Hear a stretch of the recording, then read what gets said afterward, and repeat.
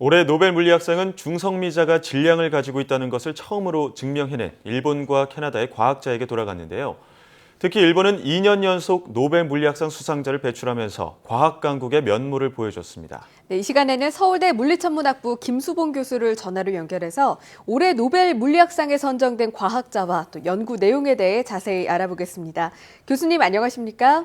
네, 안녕하세요. 네, 먼저 올해 노벨 물리학상 수상자로 이제 두 분이 선정이 됐습니다. 가지타 다카아키 일본 도쿄대 교수와 또 아서 맥도날드 캐나다 퀸스대 교수에게 돌아갔는데요. 이 두 분 과학자에 대해서 먼저 간단하게 소개해 주시죠. 네, 카즈타 교수는 동경대학교 우주선 연구소 소장이고요. 1998년 지구 대기에서 우주선에 의해서 만들어진 중성미자가 이 진동 변환하는 것을 처음으로 발견한 분입니다. 그리고 맥도날드 교수는 그 캐나다 퀸즈 대학 명예 교수이시고요. 지금 현재 2000년 초에 그 서드베리 광산에 설치한 실험 장비로서 태양에서 이제 날아오는 중성미자가 그 진동 변환함을 알아낸 분입니다. 예. 그렇다면 이 두 과학자 모두 중성미자에 대한 연구로 이번 노벨상 수상의 영예를 안게 됐는데요. 과학자들은 중성미자를 유령입자라고 부른다고도 하던데 이 중성입자가 정확히 무엇인지 시청자분들이 알기 쉽게 설명을 좀 해주시죠. 네. 중성미자는 핵이 붕괴할 때 나오는 소립자인데요. 물질과 거의 반응을 하지 않아서 관측하기가 너무 어려워가지고 실험학자들을 오랫동안 골탕 먹이는 입자이기도 합니다. 그래서 그 유령 입자라고 부르게 되었는데요. 예. 태양 그 중심의 핵융합에서도 나오고 그 원자력 발전소에서는 핵이 붕괴할 때도 나옵니다. 그 태양에서 오는 중성미자는 우리 그 엄지 손톱만큼의 면적을 매초 약 700억 개가 통과하는데요. 근데 우리는 전혀 느낄 수 없는 거의 뭐 겨우 존재하는 입자이기도 합니다. 그 1930년에 그 핵 붕괴에서 중성미자가 나올 것이라고 그 유명한 물리학자가 예언하였고 그 결코 볼 수 없을 거라고 했는데 약 25년이 지난 후에 그 원자력 발전소에서 나오는 중성미자를 발견해서 역시 노벨상을 수상하였습니다. 네, 입자물리 실험에서 이렇게 중성미자를 검출하는 것 자체가 힘들기 때문에 그동안 참 궁금증이 많았고 예. 미지의 세계 중에 하나였다고 들었는데요. 그렇다면 이 가즈타 교수와 맥도날드 교수의 연구를 통해서 중성미자에 대해서 좀 이전과 비해 새롭게 밝혀진 부분은 무엇이었습니까? 네, 그 중성미자에는 세 종류가 있는데요. 이 세 종류 중성미자가 시간이 지남에 따라서 이제 서로 다른 종류로 변하는 현상. 그래서 이것을 진동 변환이라고 하는데요. 이것을 네. 처음으로 발견해서 입자 물리학계에 그 엄청난 파장을 일으킨 겁니다. 이 실험 결과 이전에는 중성미자의 질량이 있는지 없는지를 알 수가 없었는데요. 예. 그 진동 변화는 질량이 서로 다른 경우에만 일어나는데 이 결과는 적어도 중성미자의 질량이 존재한다는 굉장히 놀라운 사실이었습니다. 그동안 그 입자물리학계의 그 바이블이라고 할 수 있는 표준 모형이 중성미자의 질량이 없다고 가정했는데 그 중성미자의 질량 존재가 밝혀짐으로써 이 표준 모형의 보완이 필요하다는 즉 새로운 물리학이 존재한다는 걸 의미하는 것입니다. 예. 예, 거의 이해 방식 바꾸면서 우주를 바라본 관점도 또 중대한 영향을 미쳤다고 볼 수 있겠는데요. 중성미자를 둘러싸고 있던 미스터리를 이 두 과학자가 풀었다고 볼 수 있겠는데 실제로 교수님께서도 이 가지타 교수의 연구에 참여하신 적이 있으시죠? 이 가지타 교수의 연구는 어떤 방식으로 이어졌습니까? 네, 그 두 분 다 모두 좀 절친한 사이인데요. 그 어제 수상자로 발표되고 난 뒤에 축하 이메일을 보냈었습니다. 예. 그 카지타 교수는 제가 그 펜실베니아 대학 박사학위 논문 연구를 할 때 그 동경대학 포스닥으로 함께 실험을 한 후에 약 20년간 계속 그 실험을 같이 한 사이입니다. 이번 그 수상 공적인 그 1998년 논문에도 서울대 연구팀으로서 저도 함께 공저자이기도 하고요. 몇 년 전에는 한국에서 그 미래 실험을 진행하기 위해서 함께 고민한 적도 있습니다. 그 카지타 교수는 연구원 시절 그 우주선이 지구 대기에서 충돌해서 만든 중성미자가 그 지하 검출기 바로 위쪽 대기에서 약 한 20 내지 30km의 비교적 그 짧은 거리를 날아왔을 때는 원래 예측한 양을 그대로 관측했고 그 지구 반대편 그러니까 그 브라질의 그 위에 있는 대기에서 날아온 중성미자는 예. 약 12,000km 먼 거리를 지나면서 절반 정도로 줄어든 것을 알아낸 겁니다. 그래서 날아오는 도중에 다른 종류의 중성미자로 바뀌게 되어 절반 정도로 줄어든 것을 밝혀낸 것이죠. 예, 또 이 연구가 폐광에서 이루어졌다고 했는데 거기에 대해서 잠깐 간단하게 설명 부탁드릴게요. 네. 이 우주선을 피해서 지하로 들어가야 되는데 그러려면 돈이 너무 많이 드니까 예, 이미 광산으로서 이제 다 사용하고 난 것을 이용하게 되면은 좀 저렴한 비용으로 실험을 할 수 있는 겁니다. 예.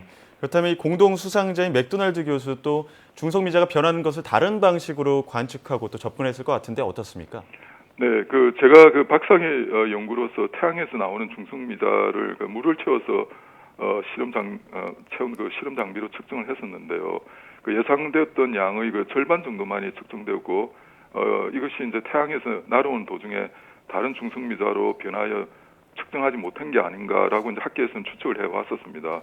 그런 이유에 이 맥도날드 교수는 원자로에서 사용하는 무거운 중수라는 것을 이제 정부로부터 빌려가지고 다른 종류로 변환한 중성미자가 어떤 것인지를 측정해서 태양에서 날아오는 도중에 중성미자가 다른 종류로 변했다는 걸 입증한 것입니다. 네, 이렇게 중성미자가 질량을 가지고 있다라는 걸 밝혀냈다는 자체가 말씀을 들으면서도 참 놀랍게 느껴지는데요.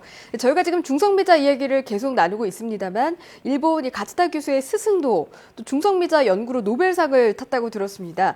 이 중성미자 연구자에게 이번에 4번이나 노벨상이 주어졌다고 들었는데 이렇게 노벨위원회가 중성미자를 특히 주목하는 특별한 이유가 있나요? 네, 앞에서 말씀드린 대로 중성미자가 유령 입자로도 그렇게 불리우는데요. 예. 그것은 이제 물질하고 반응이 아주 미약해서 측정하기가 매우 어렵고 질량을 비롯해서 측정되지 않은 성질들이 많이 있습니다.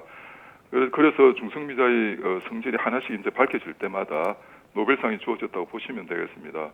중성미자는 우주에서 빛담으로 굉장히 많은 입자이고, 그다음에 태양이 이제 오랫동안 이렇게 빛날 수 있고, 그다음에 초신성과 같이 별이 폭발하는 데는 없어서는 안 될 매우 중요한 역할을 하는 소립자입니다. 그래서 현재 우주가 존재하고 형성되는데 없어서는 안 될 매우 중요한 입자라서 그런 것 같습니다. 예. 그렇다면 이번에 또 지난해에 이어서 올해도 일본인 노벨 과학자 수상자 2명이나 나왔는데요. 이렇게 일본에서 노벨 과학상 수상자가 계속해서 나올 수 있었던 배경은 또 무엇이라고 보십니까? 네. 제가 생각하기에는 일본이 현대과학에 투자한 것이 이제 벌써 100년이 넘었는데 응용 연구뿐만이 아니라 그동안 꾸준히 기초과학에 투자를 한 결과가 이제 나타나는 것이라고 생각합니다.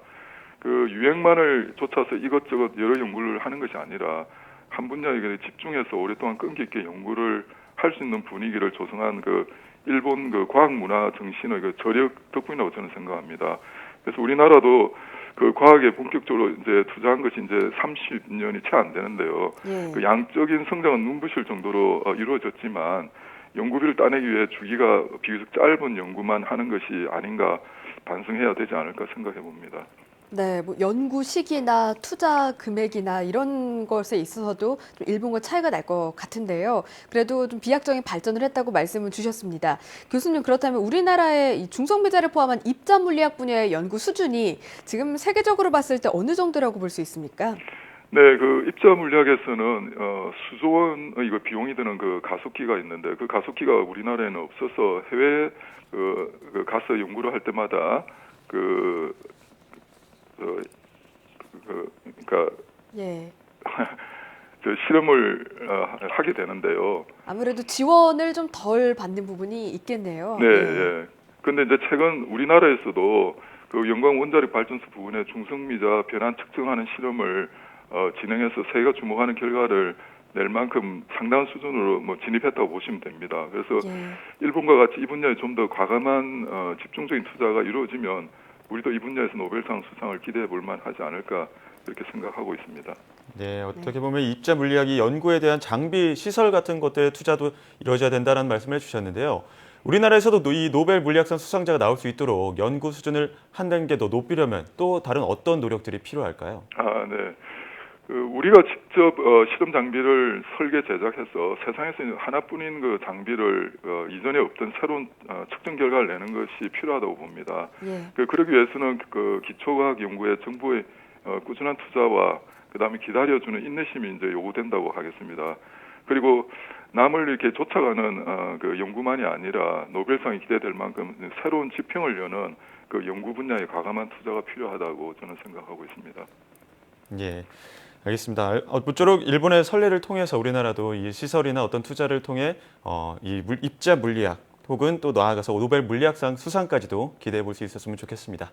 지금까지 서울대 물리천문학부 김수봉 교수와 함께 이야기 나눴습니다. 교수님, 오늘 말씀 감사합니다. 네.